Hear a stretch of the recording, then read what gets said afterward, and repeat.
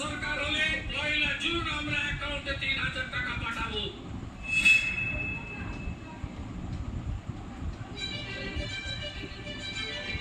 Vote প্রচারে বারবারই অন্নপূর্ণা ভান্ডার চালুর প্রতিশ্রুতি দিয়েছিলেন বিজেপির শীর্ষ নেতৃত্ব।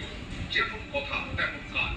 শপথ নেওয়ার দুদিনের মধ্যে অন্নপূর্ণা ভান্ডার চালুর সিদ্ধান্ত শুভেন্দু অধিকারীর সরকারের।